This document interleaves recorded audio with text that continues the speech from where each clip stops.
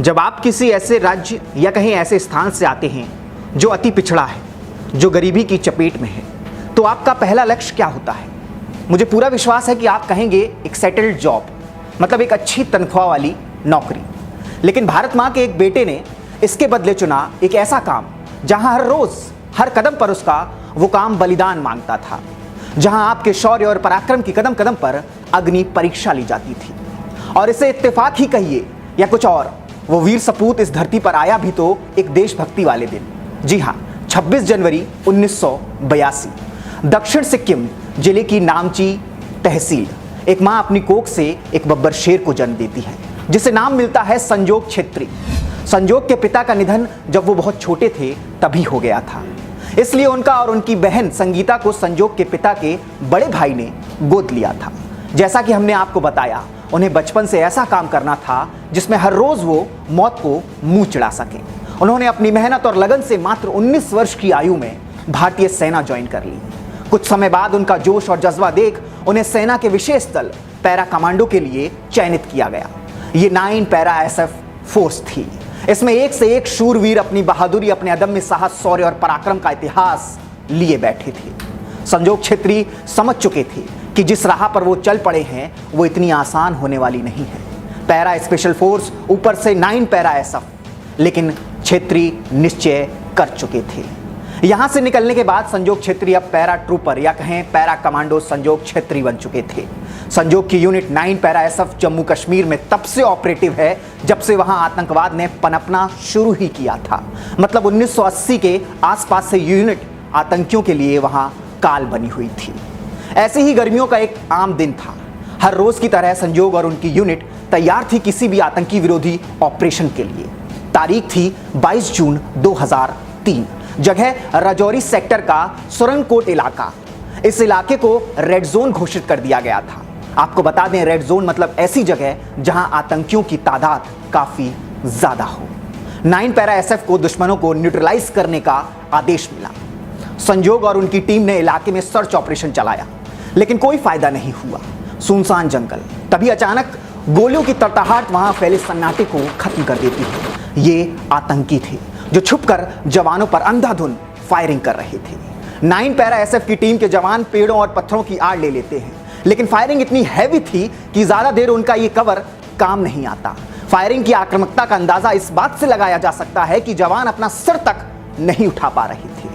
अब तक para commando संजोग छेत्री ने यह समझ चुके थे कि यहां छुपे रहकर ज्यादा देर तक वो बच नहीं पाएंगे। और तभी संजोग छेत्री एक बहादुरी भरा, एक साहस भरा कदम उठाते हैं। वो उस गुफा की ओर बढ़ते हैं जिसमें आतंकी छुपे हुए थे। साथ ही उस ओर बढ़ते वक्त वो हैंड ग्रेनेड फेंकते हुए, फायरिंग करते हुए गुफा के मुहाने तक पहुंच जाते हैं। इसी दौरान उन्होंने 2 आतंकियों का भी खात्मा कर दिया था, लेकिन सामने से आ रही अंधाधुंध गोलियों ने संजोग के कंधे, शरीर के दूसरे हिस्सों को बुरी तरीके से जख्मी कर दिया था। संजोग छेत्री वहीं गुफा के बाहर ही जमीन पर बेहोश होकर के गिर पड़े। आतंकियों को लगा कि संजोग छेत्री को उन्होंने मार गिराया है। दूसरी तरफ संजोग के साथियों को भी लगा कि यह संजोग छेत्री अब नहीं रहे। उनके जमीन पर गिरने के बाद भी आतंकियों के अंदर संजोग का खौफ ऐसा था कि वो उनके ऊपर लगातार अंधाधुंध गोलियां चलाते रहे। लेकिन उन कायरों को यह नहीं मालूम था कि एक भारतीय सेना का जवान, वो भी पैरा SF कमांडो, उसको गोलियों से नहीं रोका जा सकता। वो तभी रुकता है जब वो अपना काम खत्म कर लेता है, यानी कोई दुश्मनों को निस्तनाबूद कर देता है। आतंकी जैसे ही संजोग के पास पहुंचते हैं, वो अपना चाकू निकाल लेते हैं, यानी कि संजोग अचानक से उठ खड़े होते हैं और अपना चाकू निकाल लेते हैं। ये देख आतंकी भाग खड़े होते हैं। इसी बीच वो एक आतंकी को वहीं चाकुओं से ही गोद गोद कर मौत के घाट उतार देते हैं और जाते जाते दुनिया को ये बता जाते हैं कि वो उस पैरा SF के जाबाज कमांडो हैं जो अपने साहस, पराक्रम और बलिदान के लिए पूरी दुनिया में जानी जाती है। उनका ये पराक्रम देख सभी साथी जवानों के अंदर भी जोश भर जाता है, जिसके बाद उनकी यूनिट 13 और आतंकियों को जहन्नुम का रास्ता दिखाती है और एक पाकिस्तान में ट्रेनिंग लिए हुए आतंकी को जिंदा पकड़ लेती है। जिस ऑपरेशन के तहत ये आतंकी मारे गए उसका नाम था ऑपरेशन सर्प विनाश, मतलब कि सांप का फन कुचलना। इस ऑपरेशन में लगभग 21 आतंकियों को मार गिराया गया था और इस ऑपरेशन का अंत पैरा SF संजोग छेत्री के वीरगति को प्राप्त होने के बाद हुआ।